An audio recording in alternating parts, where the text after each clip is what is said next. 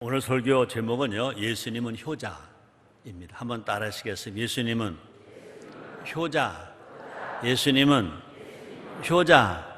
네, 예수님은 시리즈 5번째 설교 시간입니다. 첫 번째는 예수님은 하나님이시다 그랬습니다. 두 번째 설교에서는요, 예수님은 구세주시다 그랬습니다. 세 번째 설교에서는요, 예수님의 성품, 예수님의 성품은 뭐 어떤 것인가 함께 배웠습니다. 또 지난주일 네 번째는요, 예수님의 눈물, 예수님의 눈물에 대해서 살펴보았습니다. 오늘은 5번째로 예수님은 효자. 한번 따라 하시겠습니다. 예수님은 효자. 지난 네 번째 시간까지는요, 지나간 2000년간 세계 교회가 나눈 진리입니다. 예수님은 하나님이시다. 예수님은 구세주시다. 예수님의 성품은 어떤 것이다. 예수님 눈물입니다. 오늘은 예수님은 효자라고 우리가 외치고 있습니다. 하나님 우리 교회를 통해서 성경에서 큰 깨달음을 주셨습니다. 예수님이 효자라는 진리입니다. 한번 따라 하실래요? 예수님은 효자이시다. 믿습니까? 믿어집니까? 예수님은 구세주이시기 전에 효자이시다. 우리 인간 변해 볼 때는 예수님은 구세주입니다. 근데 하나님 변해 볼 때는 예수님은 효자이신 겁니다. 우리 하나님 변해 볼 때 예수님 효자가 아니시면요, 하나님이신 예수님이 하늘 보좌를 버리시고 인간의 모습으로 이 땅에 우리를 구원하러 구세주로 오실 수가 없다는 것입니다. 그러므로 예수님이 구세주로 왔다는 것 자체가 뭐냐? 예수님은 하나님 편의 효자이시다는 것입니다. 그래서 예수님은요, 왕 중 왕인데 우리는요, 효자 중 효자이신 것입니다. 한번 따라 하시겠습니다. 예수님은 왕 중 왕이시다. 예수님은 효자 중 효자이시다. 믿습니까? 여러분 믿어주셔서 대단히 감사합니다. 이 시간 효자 예수님에 대해서 함께 알아봄으로 말미암아 우리도 효자가 되고, 누구를 닮아서? 예수님을 닮아서 우리도 효자가 되고, 그 다음에 효가정을 이루고 효도시를 이루고 효나라를 만들어가는 우리 모두가 됩시다. 첫째로 예수님은 하나님 섬김의 효자. 예수님은요, 하나님과 함께 다 성부, 성자, 성령, 삼위일체 하나님이십니다. 그런데 예수님은 하나님을 아버지로 섬긴 효자.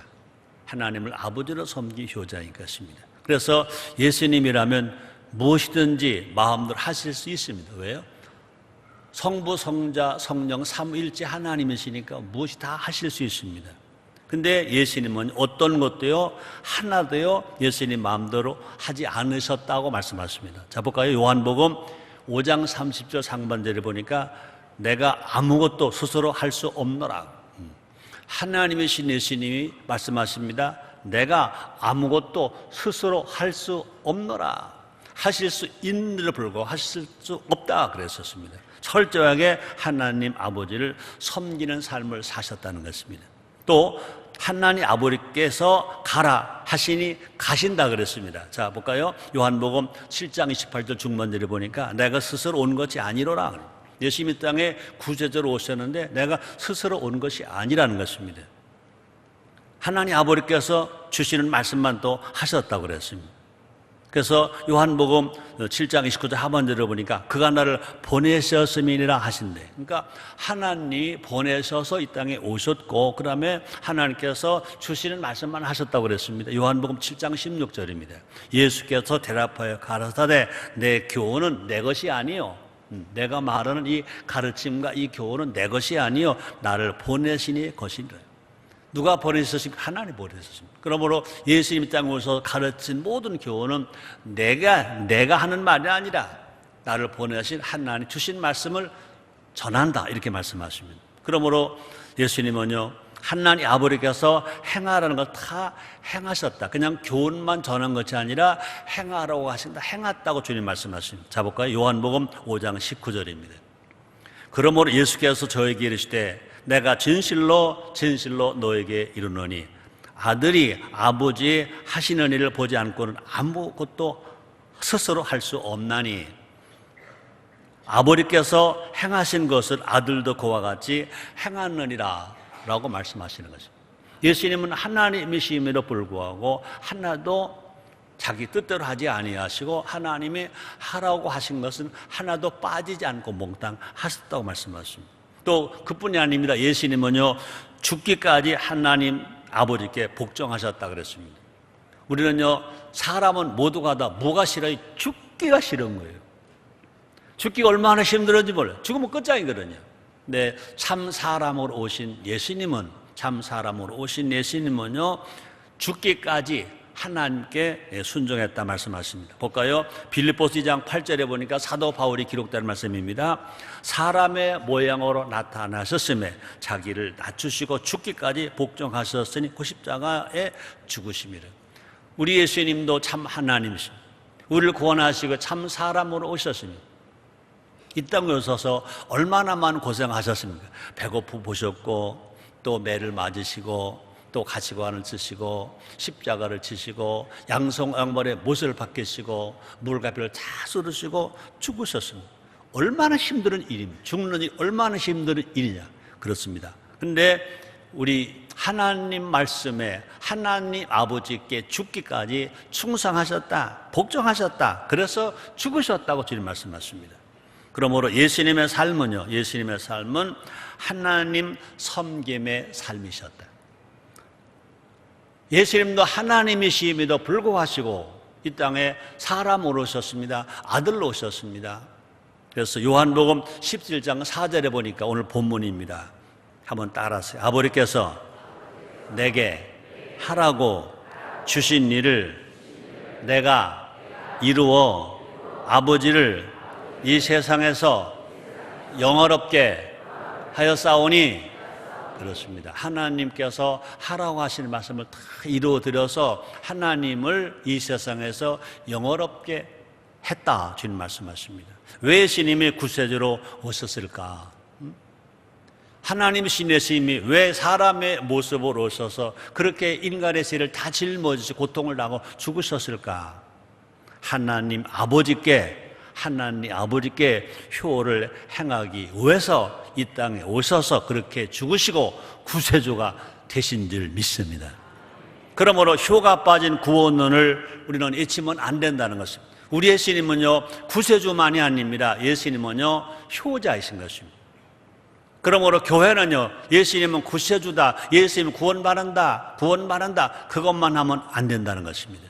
우리 누구를 닮아가야 합니까? 예수님을 닮아가야 되는 것입니다. 그래서 예수님은 구세주가 되시고, 그리고 우리 구원을 받아야 되고, 성령을 받아야 되고, 예수님의 제자가 되어야 되고, 또 뿐 아니라 예수님처럼 살아가는 하나님의 효자가 되어야 될 줄 믿습니다.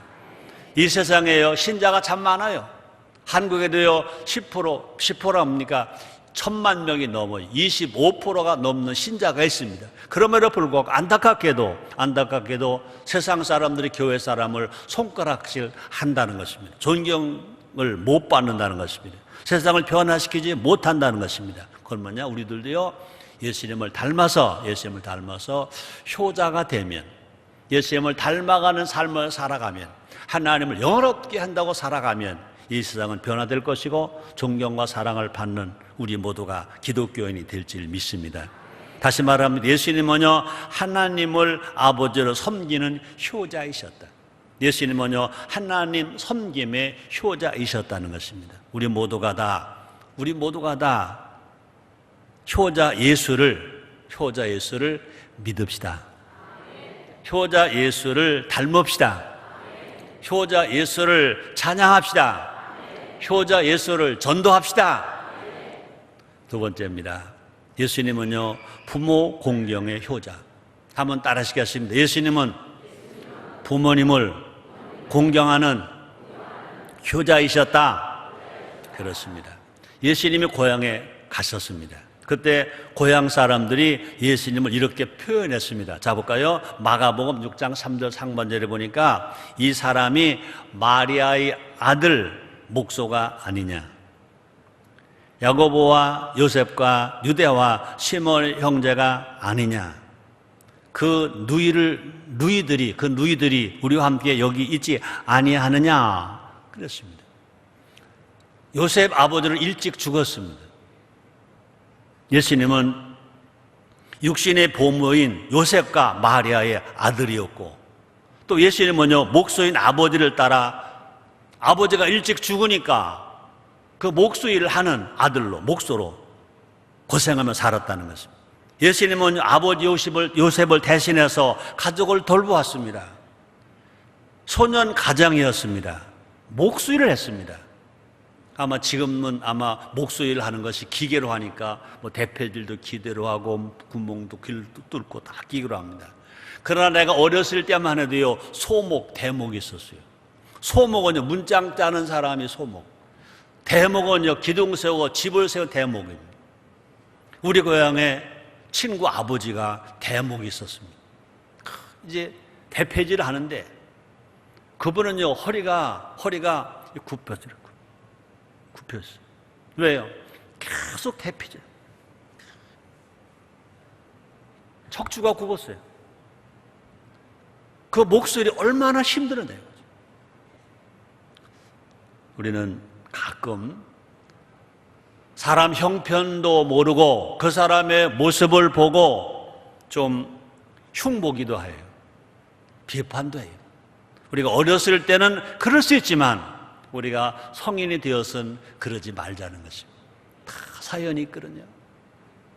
근데 여러분, 우리의 구세주 예수님이 공생의 30이 오기 전까지 뭐 하셨어요? 몫을 하셨어요. 왜 구세주 예수님만 왜 알아요? 왜 예수님을 34까지의 사생활 30년을 왜 몰라요? 우리 공생의 예수님만 알지 말자는 거죠. 예수님은 가족을 돌보는 효자가 있었어요. 예수님은요 부모 공경의 효자가 있었어요. 예수님이 얼마나 효자이신지는요 십자가에서 잘 드러나잖아요. 십자가 위에서 예수님 고통당했어요. 십자가 지시기 전에 얼마나 매를 맞았습니다. 가시관 쓰였습니다. 39째 모른 채찍으로 실로라 걸치지 아니한 등을 매를 맞습니다. 그 가죽 끝에 납덩어리가 박혀있습니다. 노마병정, 힘센 노마병정이 그냥 칩니다. 가죽이 막 몸에 박힙니다. 납덩어리가 그냥 몸에 박힙니다. 그냥 잡아당깁니다. 생살이 찢어집니다. 등이 찢어져서 발기발기 되었습니다. 예수님은 십자가에 높이 달리셨습니다. 가시관 쓰였으면 양손 역말에 못을 박혔어요. 얼마나 힘들어. 얼마나 힘들어. 숨을 쉴 수가 없어. 말을 할 수가 없어. 그렇죠? 그럴 때는요 말을 하면 말하는 대로, 숨을 쉬면 숨을 쉬려 다 아파. 그런 죽음의 문턱에서도 예수님은 자기를 낳아주신 마리아 어머니를 생각하셨다 그랬습니다. 자, 볼까? 요한복음 19장 26절 상반절입니다. 예수께서 그 모친과 사랑하시는 제자가 곁에 서는 것을 보시고 숨을 쉴 수 없어. 말을 할 수가 없어. 그때 예수님은요 그 어머니 마리아를 부르시잖아요. 요한복음 19장 26절 4반절입니다. 그 모친께 말씀하시되 여자여 보소서 아들이니다. 예수님은요 그 어머니 마리아를 제자에게 부탁합니다. 그런 상황에 또 이렇게 말합니다. 또 그 제자에게 이르시되 보라 내 어머니라 하신데 그때부터 그 제자가 자기 집에 모시니라. 십자가 오에서 마지막 죽으시는 순간에, 그죠? 숨을 쉴 수 없는데, 말할 수 없는데 예수님은 어머니 마리아의 노후만 돌보신 것이 아니라 어머니 마리아의 영혼까지 돌보신 줄 믿습니다. 어머니 마리아를 마가닥바라고 부르셨습니다. 부활하신 예수님이 부활하신 예수님이, 승천하신 예수님이, 그래서 마가다락방에서요 오순절 성령 강림을 체험케 하십니다. 모여 기도했습니다. 우리도요 예수님을 따라 부모 공경의 효자가 됩시다. 하나님 아버지로 섬기는 효가 참된 효이고 부모 공경하는 신앙이 참 신앙인 것입니다. 저는 효 운동하면서 어디 가서나 말합니다. 창조주 하나님을 섬기지 않는 효는 효가 아니다. 그러나 부모 공경 없는 신앙은 죽은 신앙이다. 그렇습니다.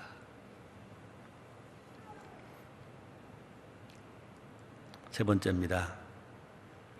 예수님 어떤 효자이실까? 가족 사랑의 효자. 한번 따라 하시겠습니다. 가족 사랑의 효자. 예수님은요 고향에서 인정받지 못했다고 그랬습니다. 예수님은요 가족에게도 인정받지 못했다고 그랬습니다.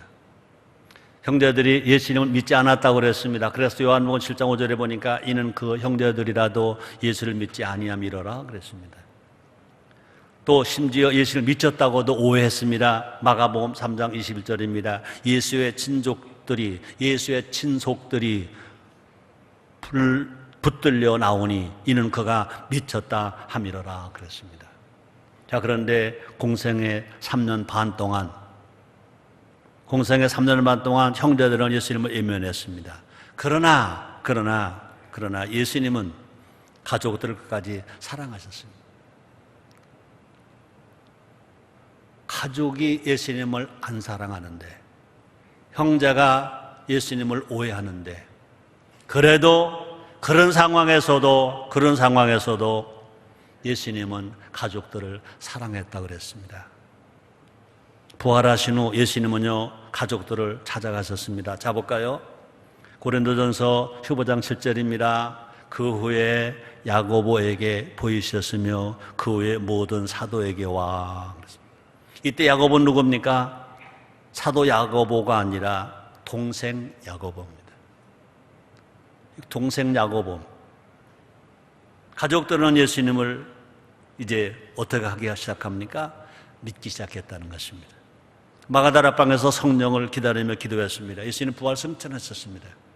예수님 가시면서 약속하셨습니다. 내가 다시 올 것이다. 그러나 너희는 예루살렘을 떠나지 말아라. 몇 날이 못해 성령이 임할 것이다. 성령이 임하면 권능을 받는다. 권능을 받으면 예루살렘, 유대와 사마리아 땅끝까지 내 증인이 된다 그랬습니다. 그때 누가 거기 있었습니까? 예수의 어머니 마리아가 거기 있었습니다. 예수 형제가 거기 있었습니다. 예수의 제자들만 거기 있던 게 아니었던 것입니다. 그때 마가다락방에서 성령 기다리며 기도했다고 말합니다. 자 볼까요? 사도행전 1장 14절입니다. 여자들과 예수의 모친 마리아와 예수의 아우들로 더불어 마음을 같이하여 저녁 기도 힘쓰리라. 거기 누가 모였다고 그럽니까? 예수님의 모친 마리아. 또 누가 모였습니까? 예수의 아우들. 거기 야고보가 거기 있었을 것입니다. 그래서 약속한 말씀을 기다리면서 저녁 기도했습니다. 모두가 다 어떻게 됐어요? 성령을 받았다 그랬습니다. 훗날 야고보는요 예루살렘 교회의 지도자가 되었습니다. 또 뿐 아니라 훗날 예수님 동생 야고보는요 야고보서를 기록한 자가 되었습니다. 예수님의 가족 사랑의 효 때문에 가족이다 예수 믿고, 가족이다 성령 받고, 가족이다 구원받고, 가족이다 하나님 앞에 교회에 쓰여지는 지도자, 성경에 쓰여지는 지도자로까지 하나님의 복을 받게 된 줄 믿습니다. 결코 복에서는 안 될 존재가 누구냐? 가족인 것입니다. 가족이 날 몰라줘도, 가족이 나를 이해하지 못해도, 초기에는요 가족이 예수님을 이해하지 못했습니다. 오히려 미쳤다고 그랬습니다. 그런데도 끝까지 예수님은 어떻게 했어요? 가족을 사랑했습니다. 가족은요 이해관계 때문에 관계가 맺어지는 게 아니에요. 가족은요 이해관계 때문에 사랑하고 사랑하지 않는 게 아니에요. 우리는 누구 닮아야 됩니까? 예수님을 닮아야 됩니다. 그러므로 정말로 효심이 있다면, 이해관계 때문에 가족을 싫어하고 이해관계 때문에 형제를 미워하고 이해관계 때문에 가족이 분란을 일으켜서는 안 된다는 거죠. 예수님은요, 가족들이 자기를 미쳤다고 말해요. 그래도 예수님은요, 가족을 사랑하셨다는 것입니다. 그러므로 사랑은 거래가 아니다. 사랑은 일방적이다. 그냥 하는 거예요. 따라합니다. 사랑은 하는 거다. 아멘. 예수님은요, 가족을 사랑하셨어요. 다시 한번 따라하실까요? 예수님은 가족을 사랑하셨습니다. 아멘. 자, 그런데 하나님 뭐라고 말씀하십니까? 하나님은요, 가족을 돌보러 가셨습니다. 자, 볼까요? 디모데전서 5장 8절입니다. 사도 바울이 제자 디모데에게 목회는 이렇게 하는 거다 하고 가르칩니다. 누구든지 자기의 친족, 특히 자기 가족을 돌아보지 않으면 믿음을 배반한 자요 불신자보다 또 악한 자니라. 여기서는요, 누구든지라고 그랬습니다. 그 가족이 이해를 해주든지 이해를 안 해주든지, 그 가족이 욕을 하든지 사랑한다고 말하든지, 그 가족이 손해를 끼쳤든지 손해를 끼치지 않았든지, 누구든지입니다. 어떤 조건에도 관계하지 말아라. 가족은 어떤 존재냐? 가족 어떤 존재냐? 사랑해야 할 존재가 가족이라. 돌봐줘야 할 존재가 가족이라는 것입니다. 누구든지입니다. 누구든지. 여기서는 소유를 말하지 않겠습니다. 그 가족을 통해서 얼마나 아픔을 당했든지, 얼마나 서름을 당했든지, 얼마나 손해를 받든지, 그거 생각하지만 누구든지 이유가 없다. 자기의 친족, 특히 자기 가족을 돌아보지 아니하면 뭐라고 말합니까? 믿음을 배반한 자요 불신자보다 더 악한 자니라. 그럼 우리는요, 가족 간에 뭐 해야 됩니까? 시편 133편 1절로 3절에 보니까 형제가 연합하여 동감이 어찌 그리 선하고 아름다운 그랬습니다.